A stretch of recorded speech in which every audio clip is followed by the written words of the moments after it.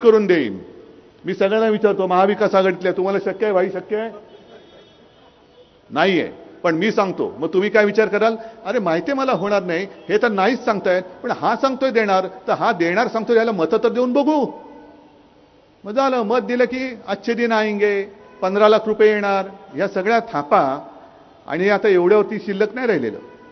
भाई तुम्ही जे बोललात की ही मुंबई अशीच नाही मिळाली, आणि 105 हुतात्मे हे नोंद झालेले हुतात्मे आहेत। पण त्याच काळामध्ये एक परदेशी व्यक्ती, पत्रकार महिला ताया झिंकिन या मुंबईमध्ये आल्या होत्या। त्यांनी एक पुस्तक लिहिलंय, रिपोर्टिंग इंडिया। त्या पुस्तकात त्यांनी नमूद केलंय की जो गोळीबार तेव्हा झाला होता आणि जे गोळीबारामध्ये मृत्युमुखी पडले होते, त्यांना बघायला त्या हॉस्पिटलमध्ये गेल्या, तेव्हा जवळपास 200 ते 250 शव त्यांच्या समोर अशी पडलेली होती। 200 ते 250। ही एवढी रक्त सांडून मिळवलेली ही आम्ही मुंबई आहे।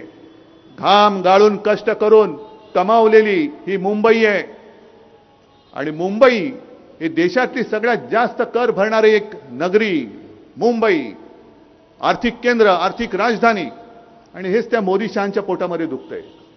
मुंबई कशी काय असू शकते? अहमदाबाद असायला पाहिजे। मग जे मुंबईमध्ये आहे ते घेऊन जा अहमदाबादला। हिरे व्यापार घेऊन गेले, इतर अनेक गोष्टी ज्या कर रूपाने आपल्याला महसूल देत होते, ते सगळेचे सगळे उद्योग आणि ऑफिस, अगदी सिमेंट पासून त्या अडानीमध्ये कुठली सिमेंटची कंपनी घेतली, ती कंपनी सुद्धा त्यांनी ऑफिस अहमदाबादला, गुजरातला घेऊन गेले। माझं गुजरातबद्दल काही असूया नाहीये, गुजरातबद्दल काही द्वेष आहे असं अजिबात नाही।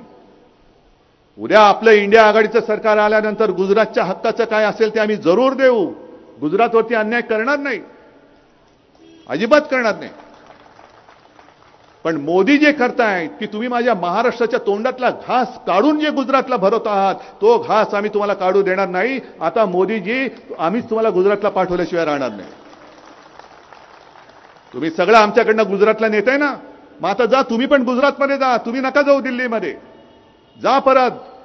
अनेक ठिकाणी आज तर मी व्हिडिओ बघितला, घोषणा दिल्या जात आहेत, गो बॅक मोदी। हे संपूर्ण चित्र आज महाराष्ट्रामध्ये आहे आणि देशामध्ये आहे।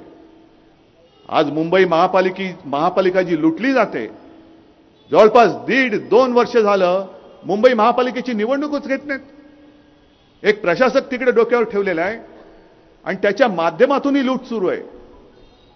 आणि काय काय गोष्टी ऐकल्यानंतर तर एवढं तळपायची आग मस्तकात जाते। 2012 सालापर्यंत तुम्हाला सगळ्यांना माहिती पाहिजे ही गोष्ट, मुंबई महापालिका ही तोट्यामध्ये होती, त्रुटीमध्ये होती। 640 कोटी रुपये मुंबई महापालिका त्रुटीमध्ये होती। ती आत्तापर्यंत, जेव्हापर्यंत महापालिका विसर्जित झाली, तेव्हा शिवसेनेची जी सत्ता होती, त्यावेळेचा आकडा 90,000 कोटीच्या फिक्स्ड डिपॉझिटमध्ये आपण ठेवी ठेवल्या होत्या। 640 कोटी मायनस पासून 90,000 कोटी प्लस पर्यंत गेलेली आपली महापालिका। आणि हा सगळा कॉन्ट्रॅक्टरचा कारभार जो चाललेला आहे, उगाच आम्ही बोलत नाही सूटबुटकी सरकार।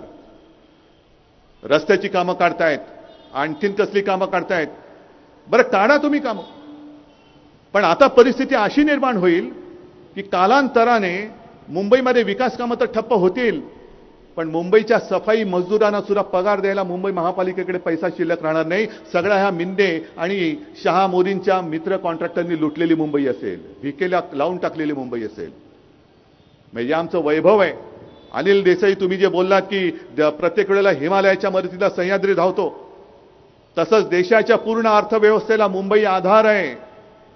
जवळपास 36 ते 37% रक्कम कर, विविध कराच्या रूपाने ही एकटी मुंबई भरते।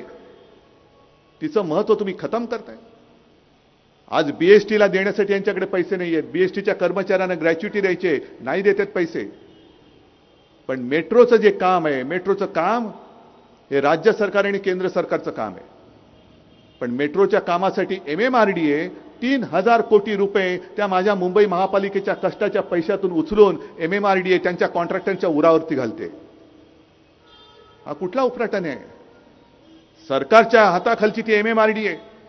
मुंबई महापालिकेला किती वर्ष झाली? 100, 125, 150 वर्ष झाली। आणि MMRDA आत्ता आली। आणि आता माझं मत असं ठाम झालेलं आहे की जर हे मिंदे सरकार त्यांच्या कॉन्ट्रॅक्टर मित्रासाठी MMRDAच्या माध्यमातून मुंबई महापालिकेची तिजोरी लुटत असेल तर आमचं उद्या जे सरकार येईल ते आल्यानंतर एक तर आम्ही MMRDAच रद्द करू किंवा MMRDAची कार्यकक्षा मुंबई महापालिकेच्या बाहेर टाकून देऊ तिला. तुम्ही माझ्या मुंबईच्या जागा विकतात.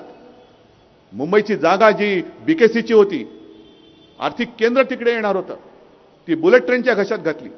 तिकडचा सगळा कारभार जो आहे तो MMRDA कडे आहे. मग तिकडे महापालिकेचं काही चालत नाही, फक्त मंजुरी द्यायची महापालिकेने, कचरा उचलायचा, शौचाचं सगळं सांडपाणी वाहून न्यायचं, सगळ्या सेवा पुरवायच्या. पण अधिकार हे टिकोजीराव, MMRDA आणि त्यांचे मित्र, ही मुंबईची पूर्णपणे लूट चाललेली. 3,000 कोटी रुपये आज लुटतायत. आणखीन काही काळ जर राहिले अख्खी मुंबई लुटून टाकतील. आणि प्रत्येक वेळेला दर महिन्याला यांची हीच इच्छा आहे की तुम्ही मुंबई मुंबई म्हणता, पगार देण्यासाठी सुद्धा रोज तुम्हाला उठून भिकेचा कटोरा घेऊन आमच्या दारात दिल्लीला उभं राहायला लागेल. हे तुम्हाला मान्य आहे? तुम्ही कष्टाने कमवता आणि ते